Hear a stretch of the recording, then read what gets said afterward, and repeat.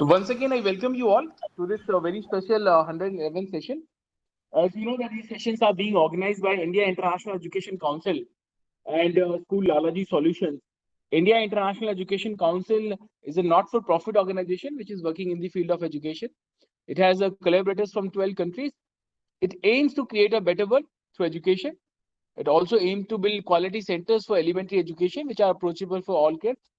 It also tries to find best educational practices across the globe and find ways to implement those in Indian institutions. It also trying to create more awareness on hygiene and learning disabilities. It publishes a magazine called World Education Review and many other educational reports. It aims to build 100 chapters in different cities by 2022. It will soon open its membership for institutions and individuals. It also imparts training for leaders, teachers, students, and parents.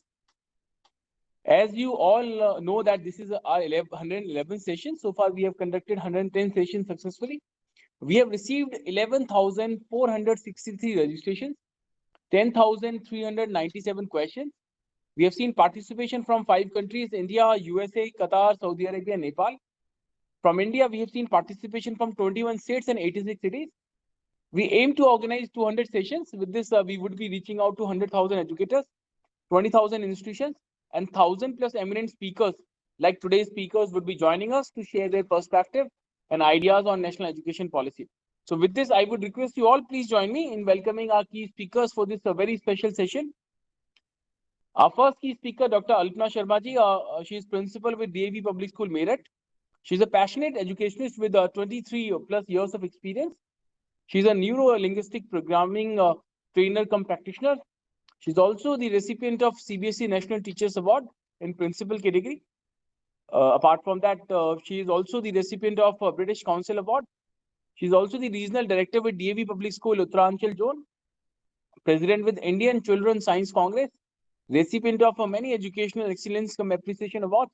She's a regular columnist for magazines, newspapers, newsletters, and talks on local channels. We are honored with the presence of Alpana ma'am. We welcome her. Our next key speaker, another very senior educationist, Shri Santosh Kotyal ji. Santosh sir is principal with Doon World School, Dehradun. He's a postgraduate in English literature along with B.Ed from Meerut University. He worked as English faculty vice principal and finally as principal for 27 years in reputed schools of Rajasthan, including G. Modi, Vidya School run by Rajpurana Shiksha Mandal.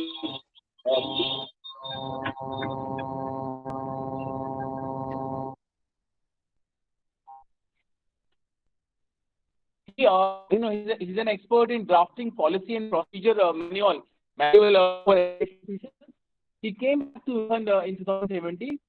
He believes in exploring new ideas like learning and fruitful experience for students. We welcome Santosh sir. Thank you for joining. Honor to you.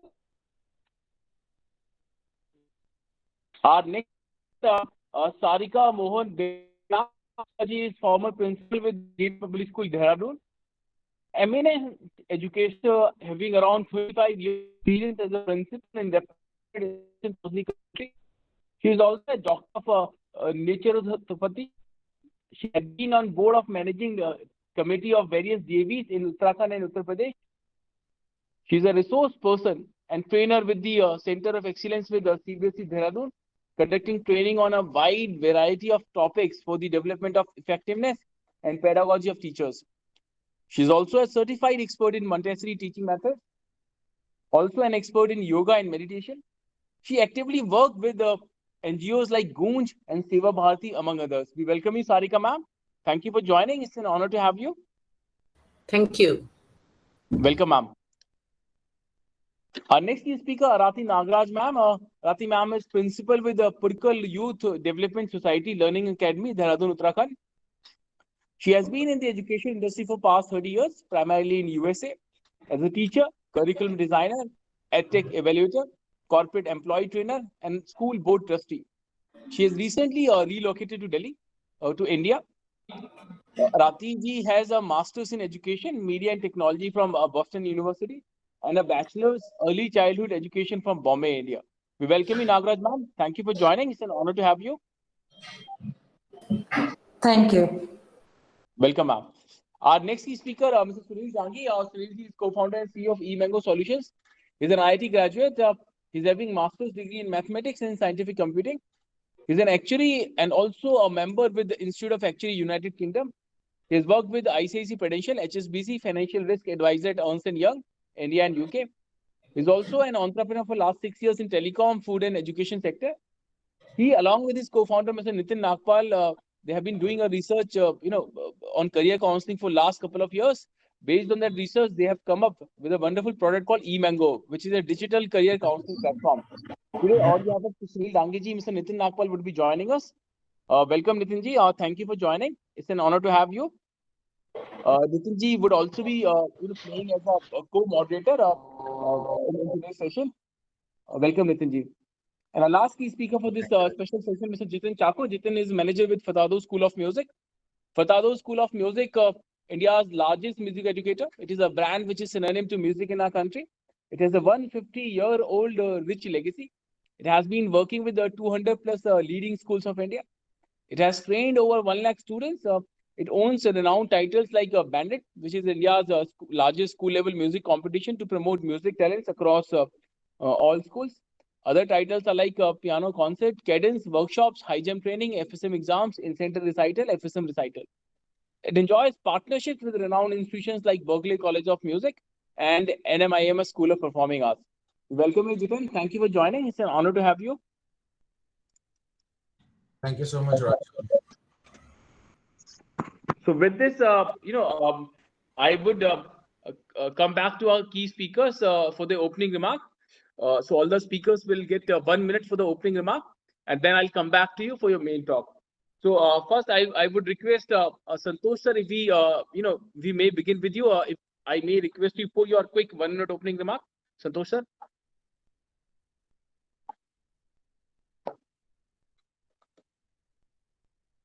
Sir, you are on mute, Santosh sir. Sir, is it audible now? You are audible, sir. Okay, thank you. So first of all, actually, I'm extremely sorry that I connected late because of some connectivity problem here in this campus. So extremely sorry for that.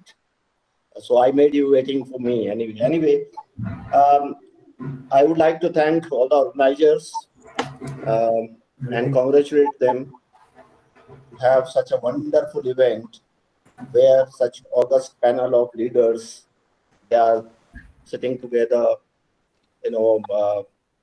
just putting their views so clear to each and everyone. In this new education policy, it actually calls for a lot of discussion before it is implemented actually. So I actually salute to the efforts of the organizers for this effort, where all the educational leaders from across the country, they are assembled, having healthy discussions, and I hope that something fruitful will come out of all this discussion. So thank you very much for having me here, and welcome all. Thank you, Santosh sir. We all are very excited to hear your ideas and perspective. I'll come back to you for your main talk. Thank you, sir. Now I would request Sarika ma'am. Sarika ma'am, if I may request you for your quick 1 minute opening remark. Thank you so much. It really is a very important time now for all the educators, whether we are actively involved or we are outside the frames, to look at what is going to happen now. Because when we go through the new education policy, we find that there are many things probably which were in our heart all along as children and as teachers, to implement them in a different way. We had CC somewhere in the middle, inkling towards this, but somehow that could not be implemented in its full scope and spirit. And I really hope now that with this new education policy being outlined, and with the help that we are going to get with the from the NCERT regarding the curriculum, and also mainly from what our thoughts and experiences are going to be put into this implementation, it is really going to be an exciting journey for all of us.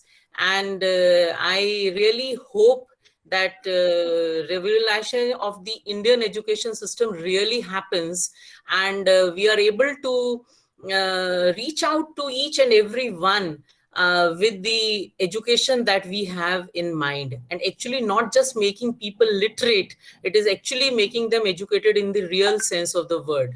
So I would be really very happy to listen to all the views of my friends here on this platform, and thank you once again for giving me this wonderful opportunity.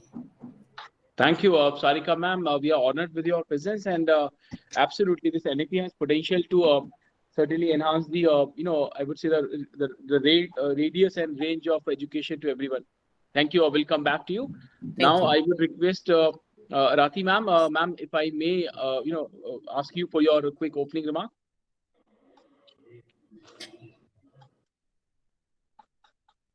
You are on mute, ma'am.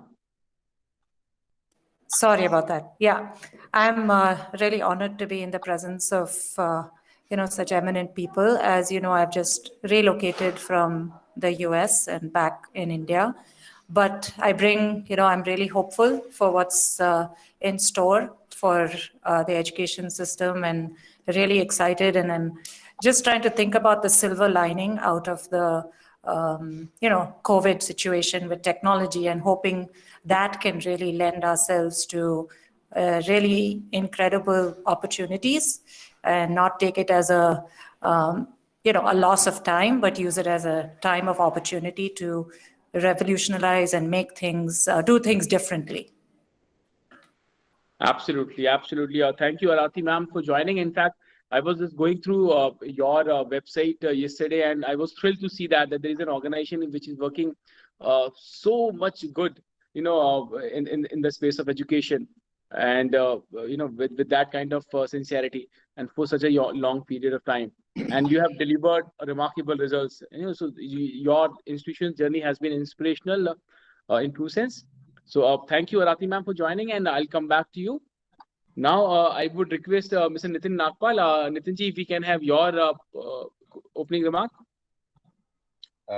Thank you, Rajulji, and I would love to congratulate School Lalaji for bringing all of the educationists together for such a wonderful cause, so that we can add in whatever little value we can for the betterment of the students and our future generation for our country.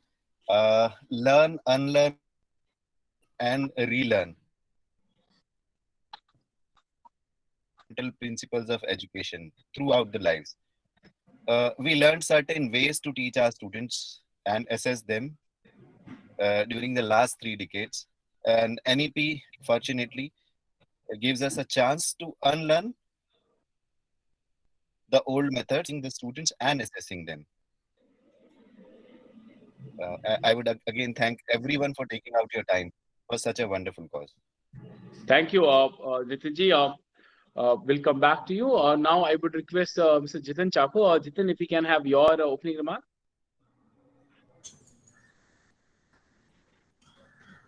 Hi. Hello, everyone. My name is Jitin, and I'm from Futado School of Music. We are thrilled to see the inclusion of vocational studies in the NEP 20. We think it is a giant step towards the holistic development of a child. Inclusion of vocational courses into the mainstream education system will encourage children to think creatively and gain new experiences, both of which play an important role in a child's development. Vocational courses always aim to enable the children to learn, and enable them, in different ways, and to channelize their stress and anxiety, and help nurture a strong sense of self. The most amazing part of this initiative is the integration of art and music with mainstream academics, which ensures that every child can experience this as part of day-to-day learning, something that we have seen most countries follow for many decades now. We are glad that all children will now have the opportunity to reap the benefits of vocational courses that equip them with life skills and vigorously contribute to the holistic development. Thank you. Thank you, Jitin. We'll come back to you. Now, with this, we come to the next part of our session, which is the main talk part. I would be requesting all the key speakers, for their main talk, their perspective in detail. But before I invite our first speaker, just would like to share the learnings which we have had during our last 110 sessions. During our last 110 sessions, almost every participant shared that this is a wonderful document. And this document, National Education Policy, has a potential to place India at that coveted position of Vishwa Gyan Guru if executed well. But almost, same number of participants shared their apprehension that execution is going to be very, very challenging. Many educators, shared the example of CCE, that it was also a wonderful document, but got failed due to poor execution. A lot of educators, assess that finance is going to be a key challenge. Many, educationists also believe that, many good schools in urban areas already implementing these ideas, but challenge would be for rural schools, budget schools, and government schools. Most number of educators also share that teachers training is going to be a key concern area. That we don't have, generally a lot of educators don't have intent to train their teachers. In fact, lots of teachers are also not willing to get trained. This was also a viewpoint which was shared by many educationists. So I would request all the key speakers that while sharing your perspective on national education policy, if we can also suggest or share some suggestion or some idea which we all can try to execute in a respective domain, so that would make this session more meaningful and more impactful. So with this, I would request our speakers for the main talk. All these speakers will receive 8 to 10 minutes, 8 minutes for the main talk and 2 minutes for the for the concluding, and maximum 10 minutes, so that we can have sufficient time in the end for the questions. So with this, I would request our first key speaker, Santosh sir. Santosh sir, over to you. Your perspective in detail. Okay, sir. Thank you very much. So I would focus on a very important facet of this new education policy, that is technology use and integration in educational settings, and on teaching, learning, and educational administration. So before I move on with my talk, there is a basic question actually. What is technology integration and why is it required in educational settings? So anybody can have this question in mind. So what is this business all about? Technology integration is bringing together or combining technology with teaching and learning strategies with a view to meeting the curriculum standards and learning outcomes of each lesson, unit, or activity.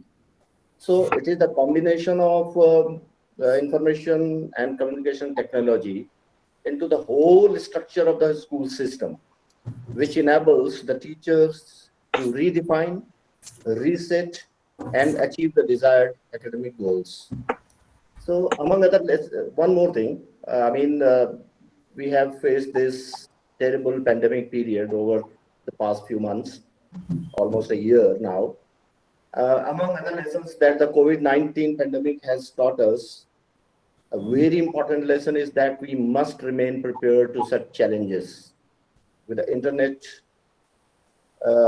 facility available to all the students, classes going online, there were students, those who could not avail these facilities. So there were so many challenges that we had to face during the past almost 1 year. The COVID-19 resulted in schools shut all over the world, and over 1.2 billion children across the globe were out of the classroom. And I think a big portion of this number is still out. As a result of this unprecedented situation, the education sector has witnessed drastic changes with the distinctive rise of e-learning, whereby teaching, learning is happening remotely on different digital platforms. But it is not COVID-19 only that prompted people to think of other ways of teaching learning. Even before COVID-19, there was already high growth and adoption in education technology. Almost in India, I think it started almost 2 decades back. The world is going ahead at a brisk pace. and with a view to equipping our upcoming generation of policymakers, that is our students, with the latest information on different spheres. The new education policy lays a great emphasis on use and integration of technology in educational system. Section 23 of the new education policy of India, titled Technology Use and Integration, puts forth a vision for the role that is technology is going to play in a new and improved education sector. So all programs, courses, curricula, and pedagogy across subjects, including those in class, online, and in open and distance learning modes, as well as student support, will aim to achieve global standards of quality. That is what the policymakers have envisioned. An autonomous body has also been uh, conducted, called National Educational Technology Forum, that is NETF. It's there, it will take care of all the different aspects of this technology integration. The policy highlights the need to adopt changes occurring on account of increased use of artificial intelligence across different sectors. The NETF will identify and categorize different modes and changes that are occurring there, and it will forward its recommendation to the MHRD. Technology is proposed to be used in education planning, teaching, learning, and above all, in assessment. The creation of the academic bank of credit to digitally store academic credits earned from various higher education institutions to facilitate the grant of degrees based on credits earned over a period of time. So it's also a progressive step introduced by this NEP. The policy acknowledges the importance of technology as an aid to teachers, a bridge to cover the language barrier between teachers and students. To achieve this goal, digital libraries will be created. That is what the NEP says. Efforts will be made to popularize language learning. Introduction of coding in school curriculum is also proposed.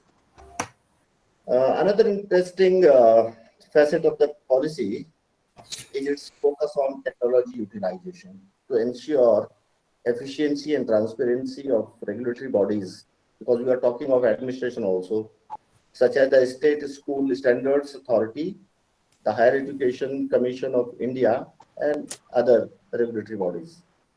So one can easily notice that the new policy focuses on self-learning, maximum technology, and minimum human interface in education sector. Integrating technology into the classroom can serve as a means for teachers to achieve outstanding learning outcome and encourage students to connect with information in new, interesting, and exciting ways. The whole idea is to produce and develop capable, future-ready citizens. The national education policy recognizes the importance of leveraging the advantages of technology. At the same time, it acknowledges the potential risks and dangers involved. It requires meticulously designed and appropriately scaled pilot studies to determine how the benefits of online digital education can be gained while addressing the risks. In the meantime, the existing digital platforms and ongoing ICT-based educational initiatives must be optimized and expanded to meet the current and future challenges in providing quality education for all. Like any other initiative, uh, the proposed use and integration of technology in the educational sector also has challenges which need to be addressed. Some of the issues teachers can face relate to the technology itself. Others relate to student or parent expectations or whether there is enough of the right professional development to help teachers become proficient in digital technology. For this, they will have to undergo rigorous training. Yes, I would also say that the teachers will have to go rigorous training in learner-centric pedagogy and on how to become high-quality online content creators themselves, using online teaching platforms and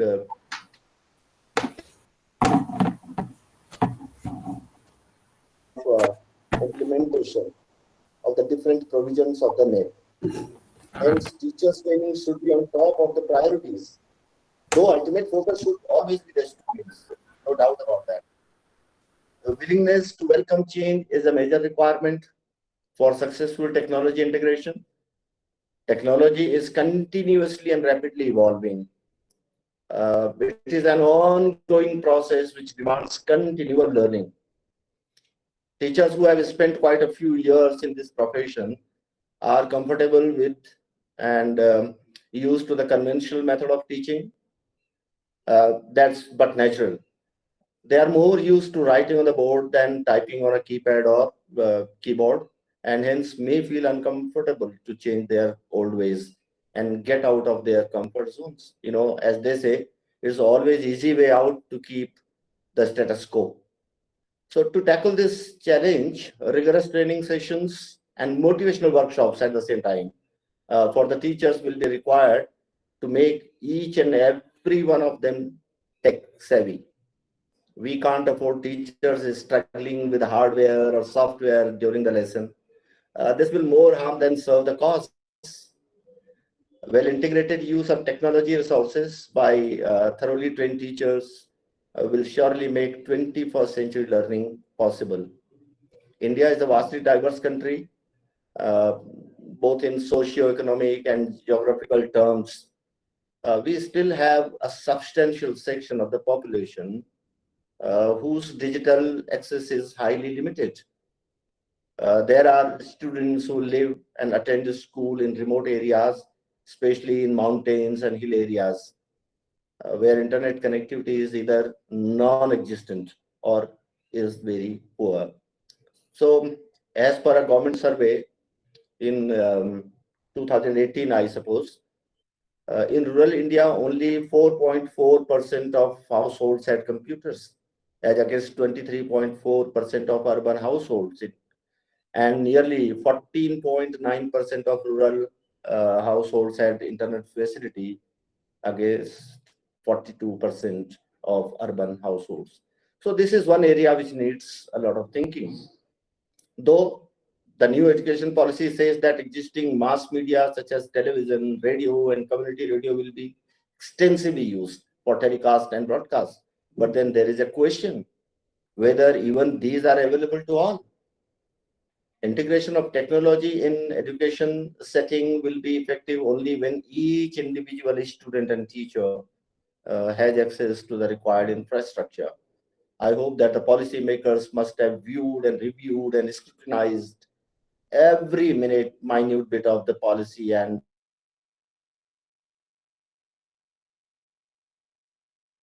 so the new education policy proposes conducting online assessment also. So different agencies prepare tools, devices, and strategies to make it possible. In order to build up credibility of the assessment and examination system, it has to be foolproof, infallible, and reliable. There is no harm, no room actually for trial and error. So here, as it is, actually this education system, sorry, examination system is directly related to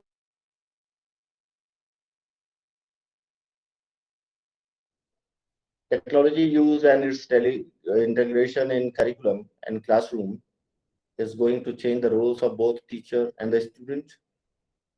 The students will be supposed to take responsibility for their learning outcomes, while teachers become more of guides and facilitators. Once implementation of the NEP is decided, there should be no option of any kind whatsoever given. That is what I think actually. No option of any kind whatsoever should be given. because when we give an option, to some extent, we make it sure that nothing is going to happen. So absolutely no option should be given. It has to be made mandatory. Integrating technology with the standard curriculum can provide tools for advanced learning among a broad range of topics. It will revolutionize, I'm pretty sure about that it will revolutionize the entire system of teaching and learning if implemented with what is called sincerity and integrity. That is the key thing. So, introduction of new education policy at such a critical point of time when this pandemic is still going on, it's very significant, as it puts forth the vision of education for future generations and will be an effective tool towards building a new self-reliant, self-dependent, and strong India. So I think the policymakers have gone through all the pros and cons. They must have studied each and every aspect of implementation also very minutely. The sole condition for the success of the provisions of the NEP is a careful, sincere, transparent, and integrated implementation. So in the end, I wish all the best to the policymakers and all the stakeholders. My sincerest thanks to the organizers of the leadership talks for having given me such wonderful opportunity to be part of such august panel of leaders. Thank you. Thank you very much. Thank you, Santosh sir. You shared these very strong, I would say, highlights from national education policy and how it can create an impact. You talked about, how technology integration would be smoother, post NEP implementation, and how it focuses upon the emphasis. It emphasizes upon the, technology. You also talked about that NEP formally acknowledges the role of technology as a tool, for teachers. You also shared your assessment that NEP, aims to create a future-ready citizen, and it would, empower our students and teachers in the process. You also talked about that, why teachers training should be our highest priority. You also shared that your assessment that teachers need to be motivated, to upgrade themselves. There need to be, some kind of programs which can motivate them. You also talked about the challenges, in the way of execution of the lack of digital infrastructure. And we all agree with you, sir, that this pandemic has, I would say, badly exposed the uneven distribution of digital infrastructure in our country. And in the end, you also talked about that we need to have a very strong discipline in order for an efficient execution of this national education policy.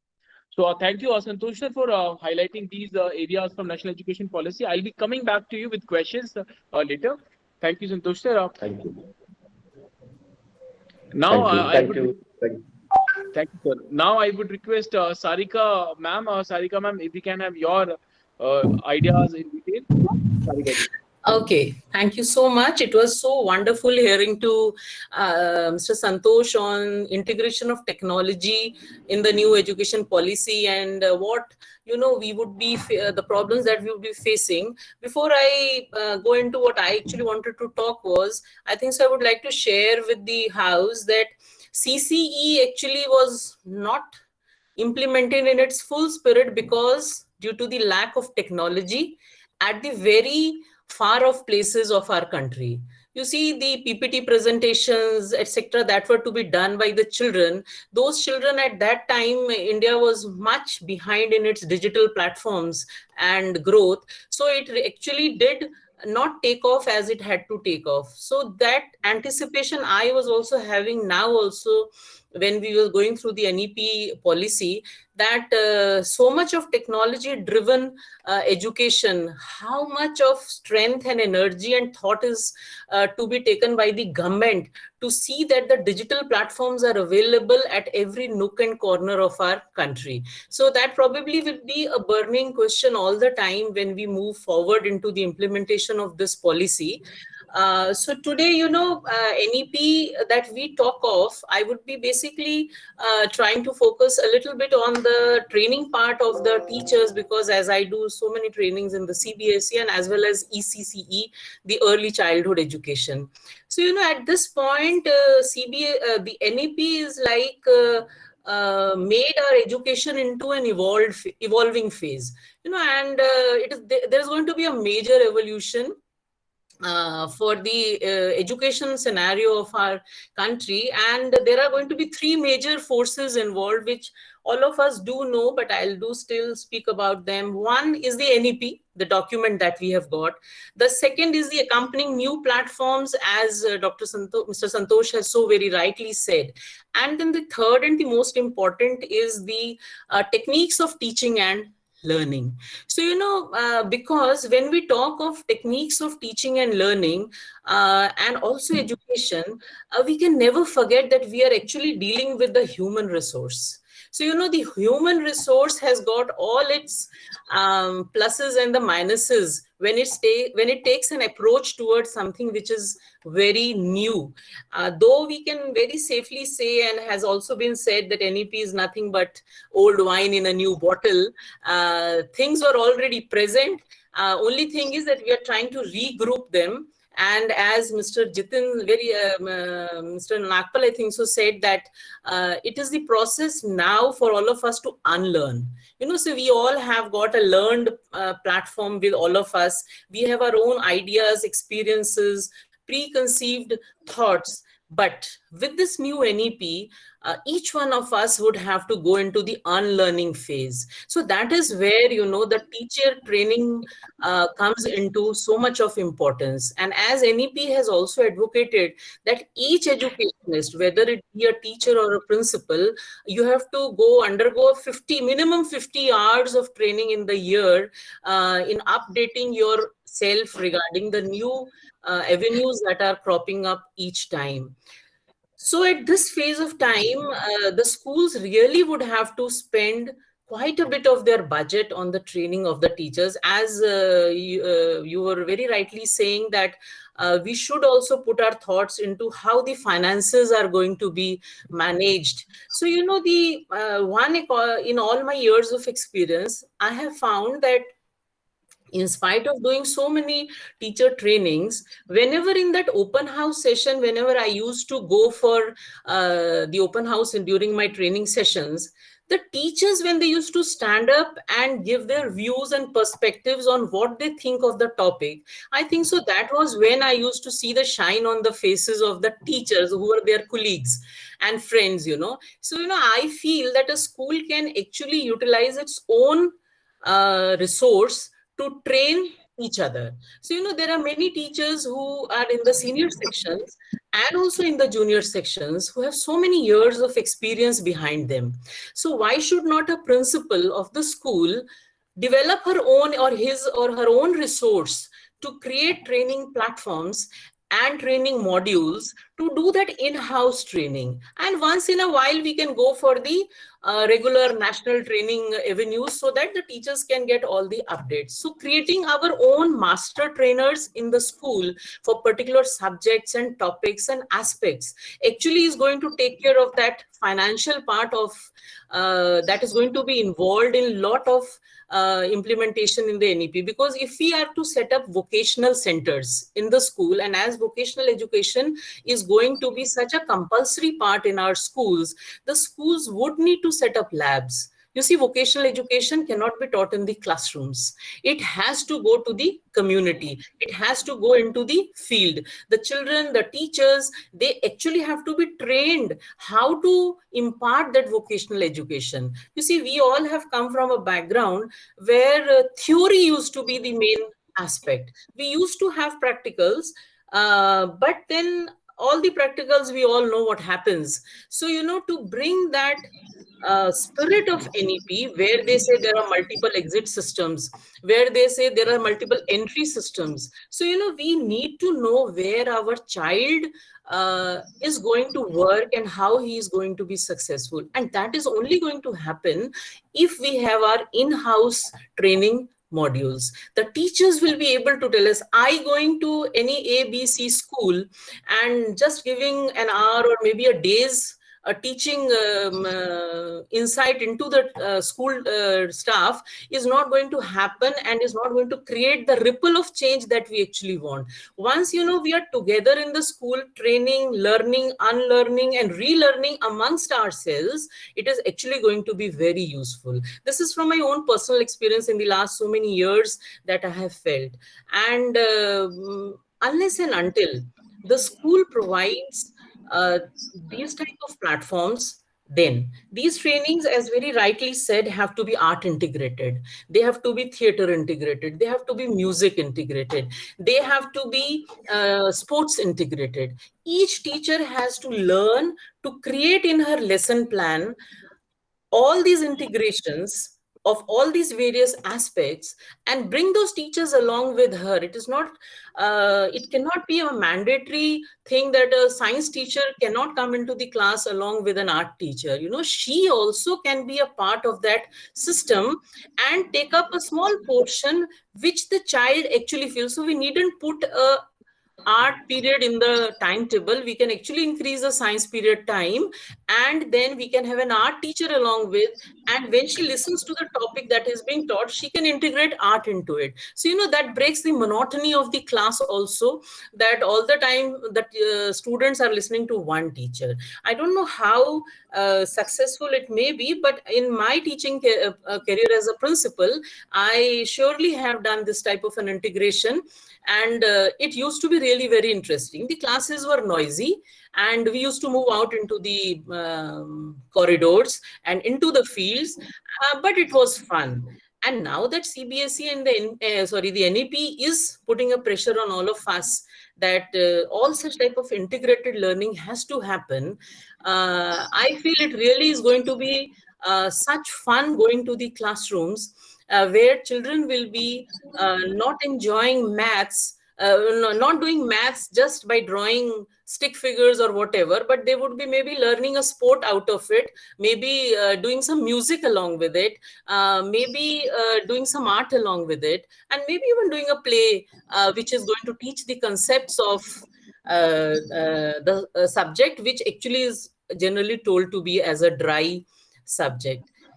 So if we are talking of this type of an integration in the senior classes, I come to one of my main topics, which is very close to my heart, and that is the early childhood education. You see, actually, probably till date, this has been the most neglected part of our education in the schools also. See, we have some schools chains which only deal with early education, where children are admitted in nursery, LKG, and then they shift to the bigger schools. So there, when I used to visit them, I found that some sort of interest was being there in doing the early childhood education. But when it comes to a senior secondary school, the whole onus of the school was to produce a beautiful class 10 and class 12 result, and early education was just left to happen itself.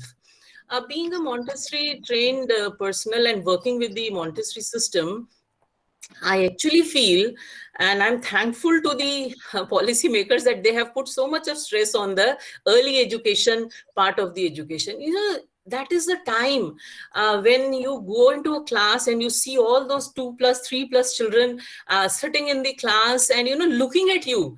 Some may be crying also in the early days, but that crying of theirs also gives so much of learning. The teacher should learn to find that each aspect of the child has to be brought up, and the children have to be brought into the streamline. So for that, again, not very costly tools or aids are required. The teachers have to be taught and trained to become creative.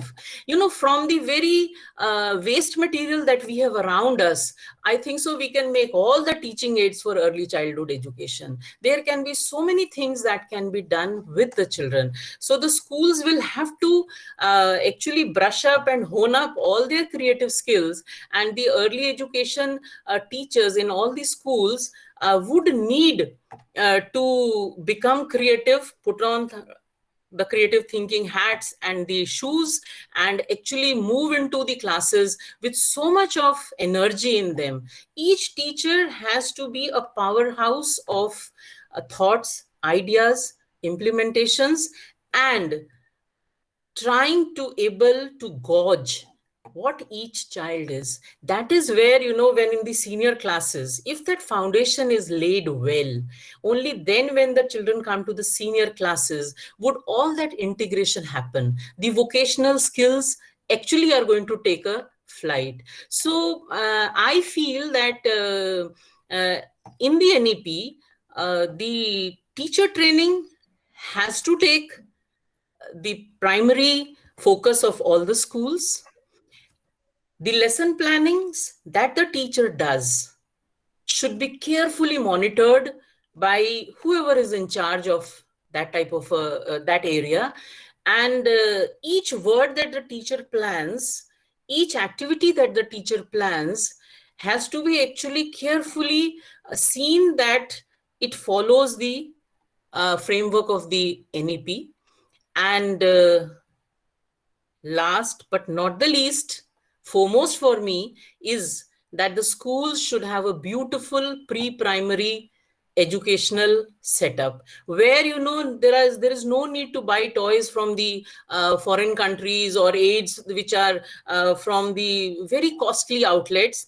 Let the teachers sit with their children, let the teachers sit with their art teachers, let the teachers sit with their sports teachers, the music teachers, the theater teachers, and the other ones, and try to create an environment of learning in an integrated way right from the class 3 or the 4 level, where the child slowly grows into the school atmosphere.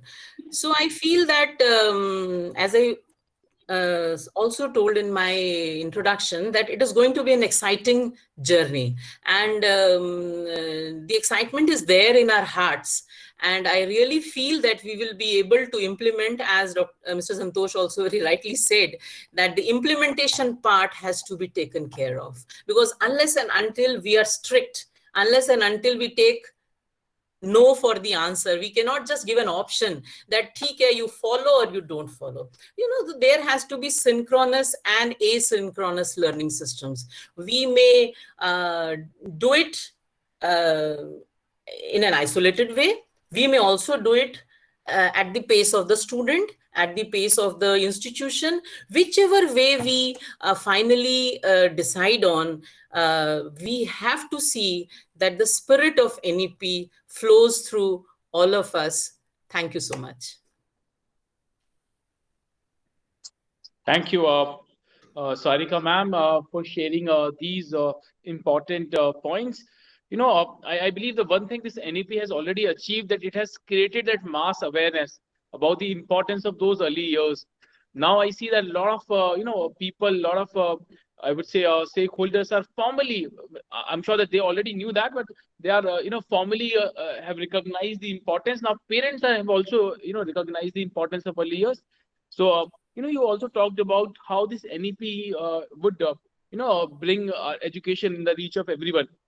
And that exclusion is a challenge, for now. You also talked about that it would evolve our education in the process. Finance would be a challenge. That was your assessment, and many other educators have also responded the same way. You also talked about that schools, need to use their resources for training, for the in-house training primarily. And training needs to be integrated with different streams like arts, sports, and technology, theater, like that. You also talked about that teachers need to become more and more creative. In fact, there is a very strong saying that resources are always limited, but creativity is always unlimited, and that needs to be utilized. And you also talked about the importance of foundation years. And in the end, you said, like, every school needs to have that beautiful, which may not be that expensive, but a very efficient infrastructure for primary part of education. So thank you, Sarika ma'am, for sharing these strong points. We'll be coming back to you with questions. Thank you, ma'am. Thank you. Now I would request Rati ma'am, if we can have your ideas in detail. Sure. Thank you for this. And Sarika ma'am, I share your platform of Montessori teacher education because that is, I have a certification in that as well. So I completely align with what you said about the early childhood years and creating that learning space where it's not a single subject space, but it is a learning space. So, and it can be done all the way up to higher grades as well. It's not just limited to the primary. So what I wanted to just share, what I've reflected on reading the NEP document and listening to a lot of people about this is, yes, of course, the devil is in the details about the implementation and the finance and the how it's going to be done. But I think what we have to really look at this document as is a framework. It's your guiding document. And also keep in mind that every school is very different. You can't have a cookie cutter, you can't have a standard way of implementation. You have to use the guidelines given in the NEP to then adapt to what your school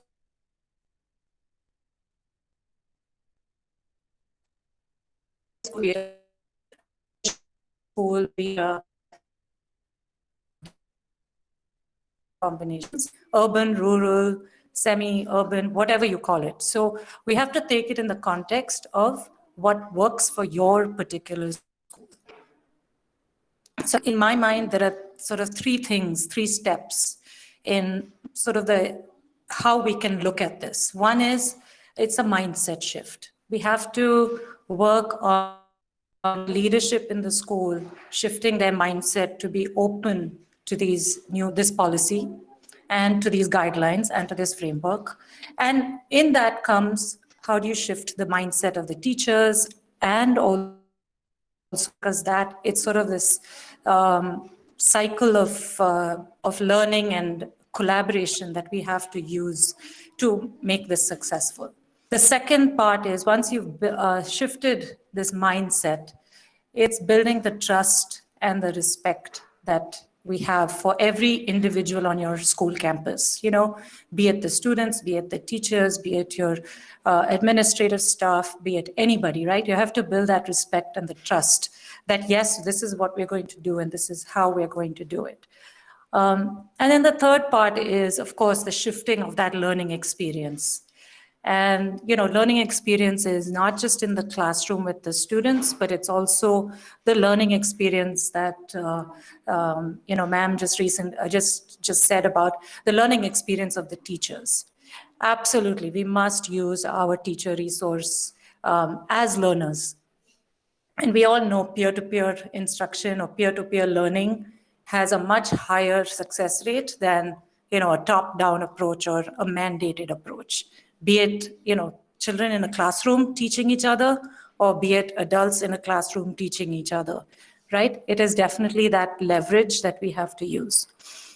So these are the sort of my three building blocks. And of course, all this has to be a very systemic. That means it has to be all through the school, right? I mean, if you're integrating technology, it's not just the classroom. It has to be the infrastructure,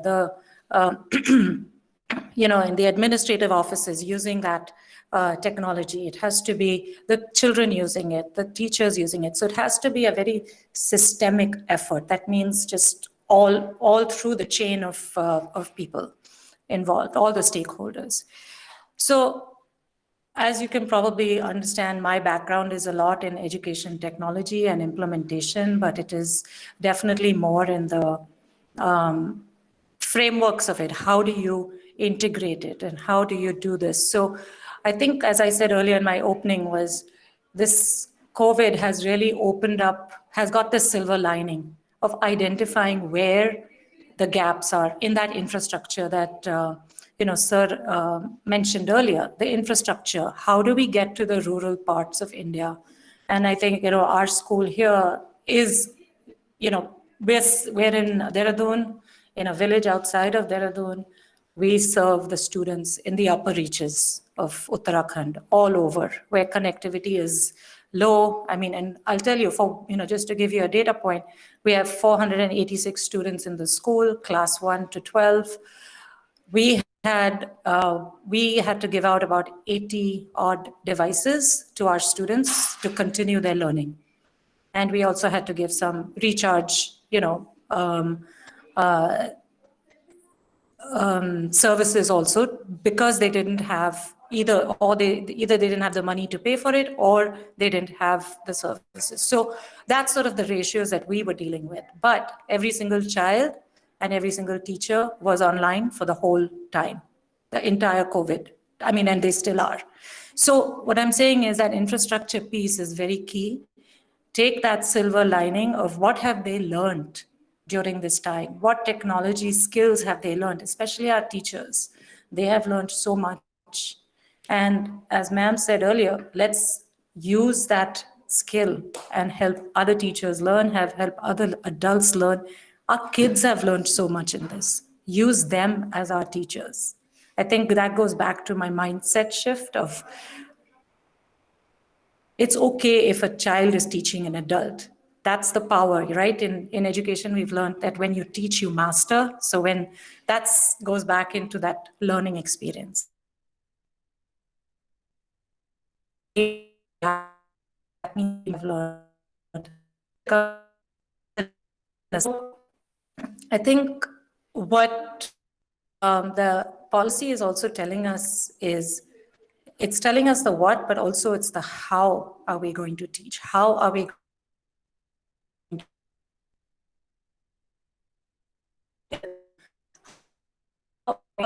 that it's calling it grades, it's calling it assessment. I think that's a really good shift of thinking, and assessments are more of assessing where the child is at. And as ma'am also said, each child or each student is at a different learning level. So assessing where they're at and meeting them where they are is what we have to really focus on. You also said earlier that, yes, this is all well said and done in writing, but how do we actually have a movement to make it happen? I feel that we have a lot of resources amongst ourselves. Each of our schools is already doing some part of this policy. They're already implementing some part of it. So how can we build sort of a resource pool of good practices that exemplify the current NEP and use those instead of reinventing the wheel? Because then, of course, the money comes into the factor and all of that. So if, one school has mastered the, let's call it project-based learning, which is what ma'am was also referring to, of integrating different subject areas. Let's ask them, how did you do it? Give us your ideas and your expertise, or you come and train us. So sharing of those resources amongst us itself is going to be crucial to the successful movement forward, so that this doesn't become yet another 60, 90-page document that gets archived somewhere, right? So that's sort of where I come from. And I think I just want to leave it with that the NEP kind of also tells us that we have to stop asking our children, what do you want to be when you grow up? It's about, what problem do you want to solve, right? What problem do you want to solve, so that they can then develop those skills, and that whether it's critical thinking or whether it's building something with their hands or whatever it is, it's about what are those skills they need to solve that problem when they grow up. So thank you. I would like to leave you with that thought and question. Thank you, Rati ma'am, for sharing your experience, your perspective, and we all, value that. We all agree with your, your assessment that NEP is a guiding document, and every school is different. It has a different kind of resources. So all schools need to, implement it as per, their need and their availability of resources. You also talked about that COVID has, exposed the gaps in the infrastructure in different parts. So we all agree with that, ma'am. You also talked about that, that this is a time where sharing of resources and collaboration among institutions and educators would be a key and would be very important. And in the end, you said that students need to be empowered, and we need to make them capable so that they can find their own problems, and also they can find the solutions on their own. So big thank Rati ma'am for sharing these points. We'll be coming back to you for the with the questions. Now I would request Mr. Nitin Nagpal. Nitinji, over to you. Your ideas, your perspective. Thank you, Rajul. 2 points before I begin. Rajul, thank you for saving me today, because I would not have proved to be that efficient moderator as you are. And I would also excuse and request everyone, because might have to switch off my video because I am in transit. It might hamper the voice quality and things. So I'll speak less and would like to show more. I'll just speak for a minute and then would like to show you a couple of videos through our digital platform. I'll be speaking on. I really got enlightened with the thought process of and the knowledge that has been shared by all the panelists today. I'd be speaking on the career counseling and role of technology in the field of career counseling. I am a graduate from IT and postgraduate from IT, information technology. As soon as I postgraduated, I acquired certain skill sets, and I started looking for a job that matched my skill sets and my interest. Is the same importance given to the interest, skills, and personality while choosing the career in India, especially? Unfortunately, not. We have been still following the conventional ways. कि family में किसी बच्चे ने क्या अच्छा ले लिया तो दूसरे बच्चे को भी वहां डाल दिया, या फ्रेंड से पूछ लिया, या किसी और के सक्सेस पाथ पे चलने की अपने बच्चे को डालने की कोशिश की गई पेरेंट्स द्वारा या something. So we are still following the conventional way. So the question is that, are there some better ways? Yes, there are. There are psychometric assessment which can map the best fit career according to the API of a student, that is aptitude, personality, and interest. They have been very widely used by the corporate world to find the whether a candidate is suitable for or not. But unfortunately, in the career counseling domain, psychometric assessments have not been able to pick up. There are two reasons for that. Number one is that they are not age appropriate. The students do not understand the importance of it, and they do not give it with a lot of seriousness. Second thing is, they do not at times understand the context of the questions being asked in the psychometric assessment. So that is why in the career counseling domain, the psychometric assessment have not been picked up. So in order to do away with these challenges, what we are doing at eMango, we are converting the psychometric assessment into the video games. We are gamifying them. This is the first time in the world that psychometric assessment in the career counseling domain has been converted into video games. And we are working with the R&D department of IIT Delhi in order to do that, so that the students do not get bored and they understand the test. So while doing, they'll be playing the game, but at the back end, the assessment will be going on. If you allow me to present my screen, I would just like to take you to quickly take you to the portal.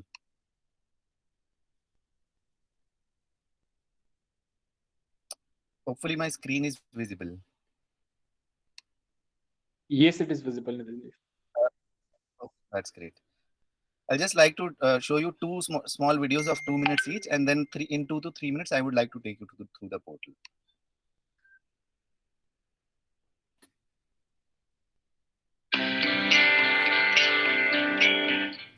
What makes a successful career? Why some people are happy, satisfied, and productive in their career, while others are not? Why it happens that some people start on a career path and they enjoy it almost every day, while others start on a career path and down the line, 5 years, 7 years, they find that it is draining them up, it is draining their energy. It's the difference. Scientists, especially the social scientists, have tried to find out.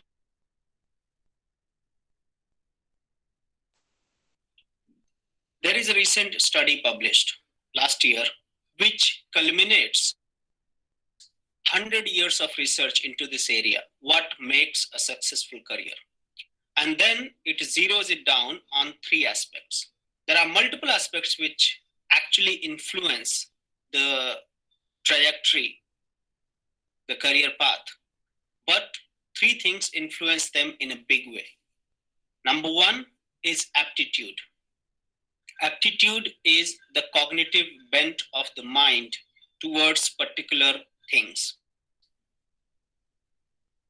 So there is verbal aptitude, numerical aptitude, abstract reasoning or abstract aptitude.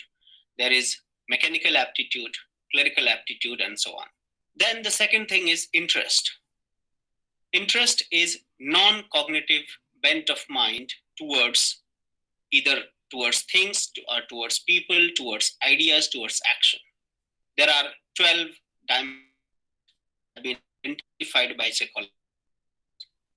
And the third thing is personality.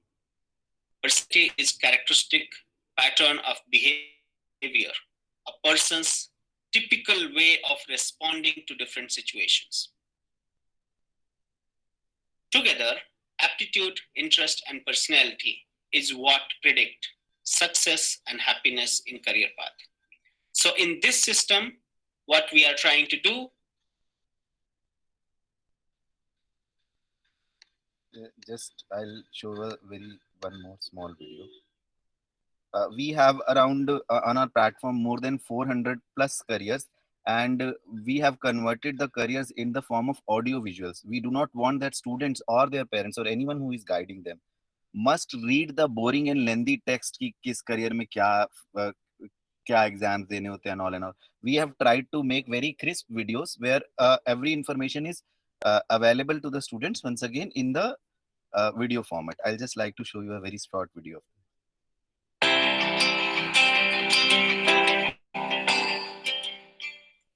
Are you someone who has solid analytical and planning skills and good imagination? Do you have knowledge of marketing? Do you like writing contents? How good are you at social media? Hi, I'm Tanisha Quatra, your career coach at eMango. Let's dive right in to find out how you can use your passion and turn into a career in digital marketing expert. What is digital marketing? How to become a digital marketing expert? What are entrance exams, colleges, scholarships in India and abroad? What are the job prospects and salaries? Is it the best fit career for you? Does it suit your interest, personality, and skills? A digital marketing expert is one who puts So this video gives digital marketing expert very critical information, all the critical level of preparation. What are the exams Some in of the India and famous overseas? What are the courses? What are the salaries? What is the salary growth from starting to the peak of the career in India as well as overseas? So these are the short videos. I would now like you to take you to the through the portal of a student.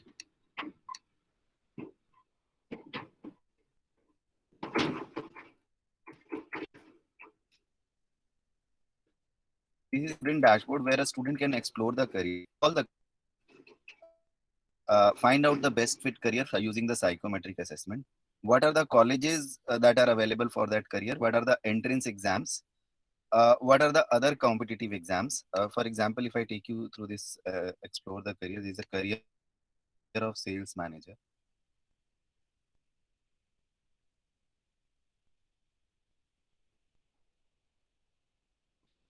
What are the skills required? What is the future prospect? It is very good. What is the salary from starting to ending? What are the various paths that a students can take to reach this career? What are the works that he will need to do? What are the top colleges? What are the courses that are there? What are the entrance exams in different countries? What is the professional growth? What will be his designation at the entry, middle, and senior level? what is the career specialization, bank industry, medical sales, business to business sales manager, and what are the colleges and entrance exam and scholarship for this particular career, what is the skills, aptitude and personality and interest required, whether this career is best fit for the career or not, or the student is not, what is the future prospect, current, near future and long term future, what were the number of jobs in the last 3 years, what is the salary at entry level, middle level and senior level. A student can have all these detail about more than 400 careers from the dashboard. Then after that, student can explore various colleges for engineering. If a student suppose wants to go for engineering, what are the engineering colleges in India and across the globe, and what is the rank of the college, what is the fee, what are the courses being offered by the college, what are the dates. And if a student is interested in any college, the student can shortlist this college. As soon as the student shortlist the college, it goes into the wish list of the student. And anything that he adds into the wish list, he will get automatic notification from opening and closing the college. Whenever the form opens, he'll get a notification. Whenever the form is closing, he will get the reminder so that he does not miss on the deadlines.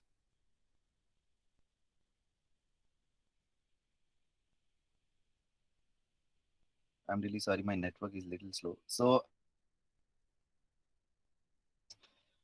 with किस career के लिए कौन से exams है, किस career के लिए colleges हैं, किस कोर्स के लिए कौन कौन से कॉलेजेस हैं, उन कोर्स की फी क्या है, कोर्स की उस कॉलेज की पर्टिकुलर रैंक क्या है, placement, competitive events across the globe that have been organized in different category.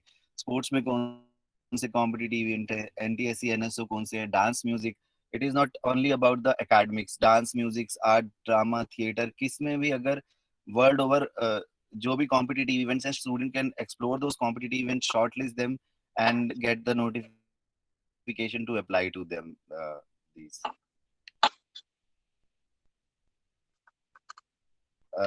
Students, especially for him, based on his profile, all Right. in the colleges. He can connect to the counselor and can see the counseling session in this section. Is psychometric assessment. I guess I am connected. Am I? Yes, you are, Nitinji. I would request if you Hello? can conclude in a Hello? minute. Yes, Nitinji, you Hello? are you're audible. I would Hello? request if Hello? Nitinji, you are audible. Audible? Hello? Yes, sir, you are audible. Oh, I was not getting yours. I thought my network is not working. I So would request if you can conclude, sir. So this is our. I just okay. I briefly took you through the.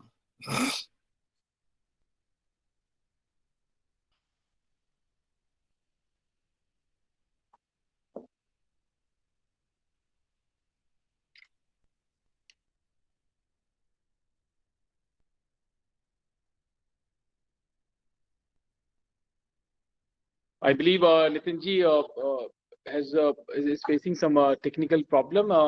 So we'll be coming back to him for the questions. So now, meanwhile, I would request Mr. Jitin Chako. Jitinji, over to you for your remarks. Thank you so much, Rajul, for that. And good afternoon, everyone. Thank you for giving me this opportunity to speak about the ambitious forthcoming national education policy. Just allow me to share my screen so that I can have my presentation. Yeah, so I believe my presentation is visible. Yes, so there is a famous quote by Bertolt Obach. Music is the only universal language which needs no translation, and that is actually true. That music does not it does not have a boundary line or anything. You can definitely talk or understand if you can converse with music, because music has such what do you say a strong in itself, that you can directly communicate your feelings, your thought process, your your ideas through music. and as he rightly said, like, it's a universal language and needs no translation. So moving ahead, what is the purpose of an education in any country? So the main purpose of education is about the economic growth. So the country should grow once the an individual or a national or a citizen who develops, he if he is educated, it is a development, complete development of a country, and it brings economic growth as well to the country, because once he is learned, he would explore more things to how economically he can grow. With his individual growth, it also the country also grows economically. And we'll quickly go through the journey of NEP so far. So in 19 so it started from 1968 uh, to 2016 right now. So we can see our education system has come a long way since the first education policy released in 1968. So each edition has helped shape our country to see that each edition has positively impacted the system, and each had their highlights. Like in 1986, the NEP focused on the adult education and empowering the minorities, and then in 1992, NEP added a common entrance exam, and in 2005 it was based on a common minimum program, and then in 2016 it was addressed gender discrimination and common curriculum for science, math, and English. And finally, we are here, the new curriculum, the new NEP, where you all are aware of, and I won't spend much time on it. So going ahead, it has come to our notice that in most urban areas of our country, we have a board that is International Baccalaureate, that is IB board from Switzerland, which is gaining foothold. Like you can see, it has grown most tenfold, tenfold since 2003. What is so special about this board and the learning at Switzerland? So so let me see if you can guess this person. So this is none. This person. There's this small clue which I have given. He is one of the most recognized and well-known scientists of the century. His theory solved century-old problem in physics and reckoned even non-physicist view of the world. And he was slow to speak, did not excel in school, failed business ventures, expelled from school, citing illness as a reason, and become a Swiss citizen in 1921. Went to Switzerland to complete high school, graduated with teaching degree. Any guesses from the panelists who this would be? Okay, so I'll just go ahead with it. So it is none other than our Albert Einstein, who was the inventor of quantum physics and also the theory of gravity. If you must have noticed, he did complete his education in Switzerland, which actually helped him, keep both left and right brain active. And even he once quoted that, "I know that the most joy in my life has come to me from my violin." So even the picture itself it strongly shows that how he loved music, and he played music, and the love for music is very evident, which is as shown in the picture. So going ahead, so what is so special about Switzerland and it is education system? Just for your information, some top brands from Switzerland, like in Maggi noodles too was invented in Switzerland. And going ahead, that every Fortune 500 company has its headquarters in Switzerland. In fact, the Geneva Convention is also held there. At more than $80,000, Switzerland per capita income is the third highest in Europe and the fourth highest in the world. It is home to one of the world's most innovative economies, and its unemployment rates rest comfortably below 4%. All of this is a nation that produces comparatively few university graduates. In an era marked by increasing competition, automation, and globalization, what is the secret of Switzerland's success?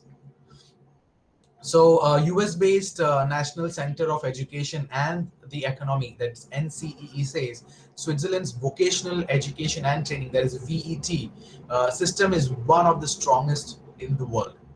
So, what makes this VET so impactful?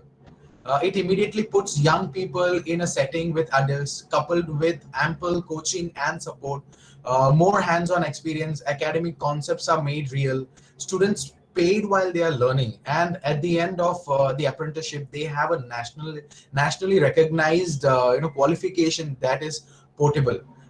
This is where I would like to urge all our respected principal and the leaders to make use of all the alumni who are currently working in this well established organization, to give our students the much needed hands on experience, which will take our economy to the next level and make India next superpower.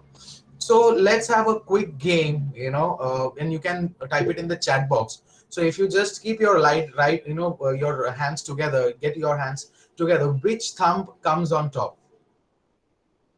So I want to type it down in the chat box. So when you put your palms together and your fingers are crossed, does your right thumb stays on top or on bottom? You can.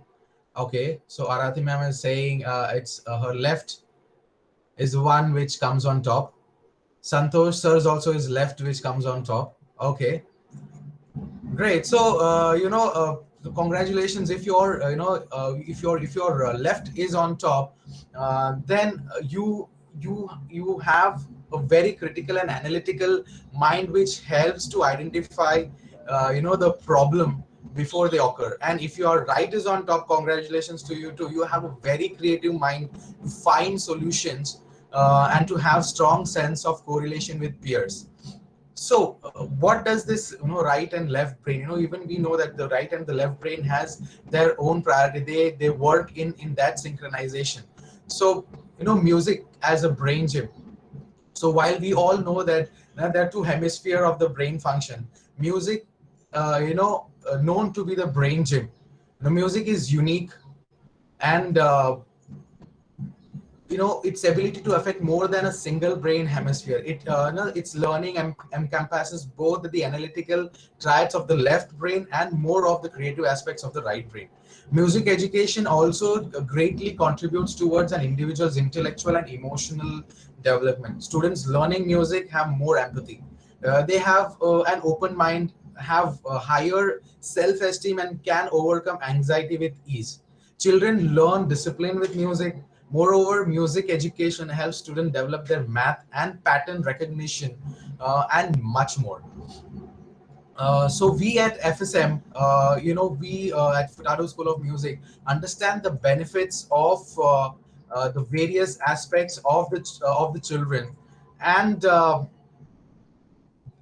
our vision is to make quality music education available to everyone. So hence we have made this curriculum for all of them. Just allow me a moment to share my screen. uh, I believe this is visible to everyone.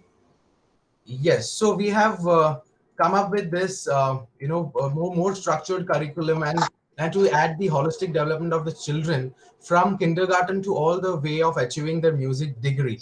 So this is known as a Learn Buddy, which we have curated. So this all these has it is for all our students from grade preschool to grade 10. It is more organized learning, and we have curated everything in one platform with lesson plans, and it is all video based training program across, not only for one particular instrument but all different instruments like keyboard, guitar, Indian vocals, Western vocals, and music is fun curriculum. So we have visually impacted videos explaining different concepts towards music and understanding, and also the teacher talks to them, teaches them with the video. It is all shown in the video itself, how music would go, how to learn music. And also we have the students have the access at home as well to to learn, and it is immediate assessment which is done with regards to their playing skills, their development skills with regards to music. And also we have a certification that completes the given to the students also. Like we have our FSM exam, that is Paro School of Music exam, which and it is a certified exam which we offer too. And also, we teach them for the Trinity graded exams, like as in India we have Gandharva Vidyalaya. The same way we also teach our students to appear for Trinity Right. exams. And to summarize, it is more emphasis on a department of education of music and it is what do we offer is exclusively designed music curriculum. It teaches perform to manage consistency and continuity in the delivery of a curriculum. Network of certified and trained music teachers. Then instrument labs could be provided by Futaro School of Music, and then curriculum can be accessed in schools or at home. You can practice at home as well. So our curriculum is like more of engaging fun music experiences, and it also has an holistic development and benefit of music education to the student, and we do give a certificate for their achievement as well. And we are also affiliated or partnered with most of the renowned schools in India, in across India. Like you can see it on the screen.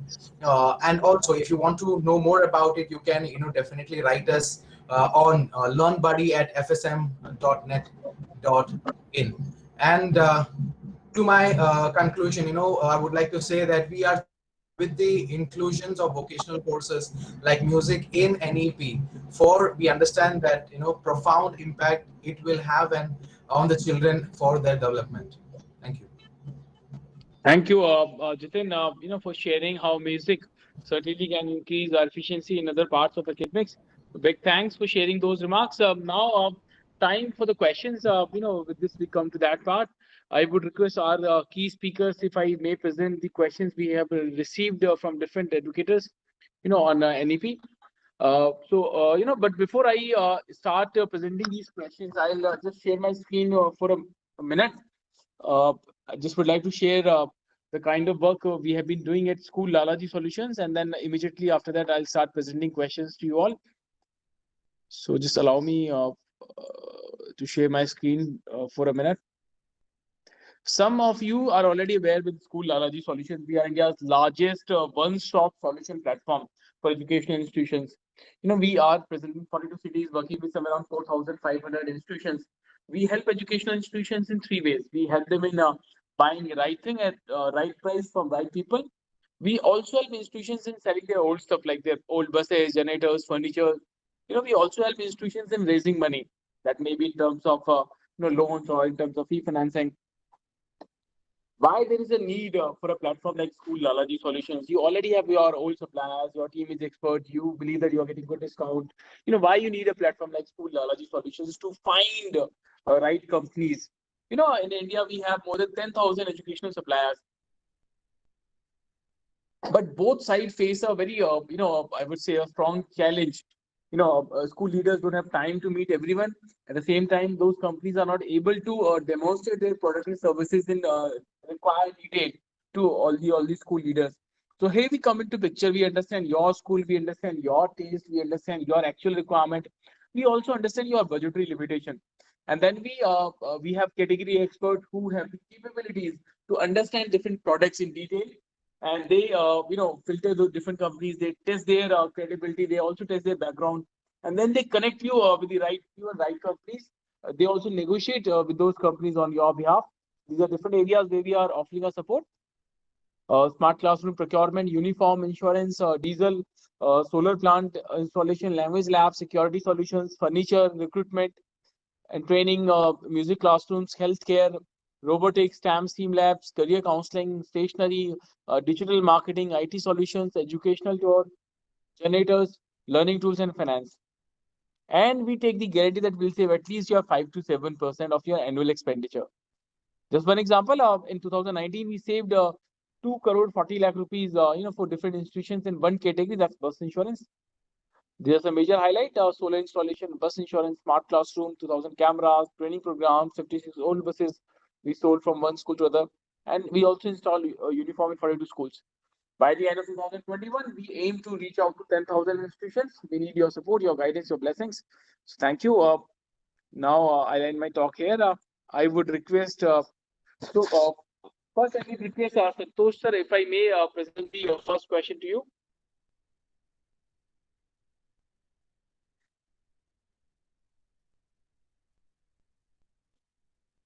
Santosh sir, if I'm audible to you, you are mute, sir. Hello. Right, sir.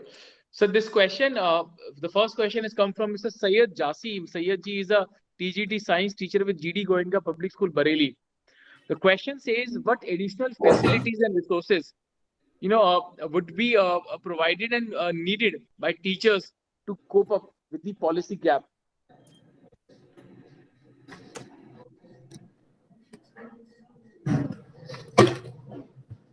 Sir, can you repeat the question, sir? Actually, there was Right. Question says, what additional facilities and resources would be needed for teachers, to cope up with the policy gap? See, sir, as we go through the document,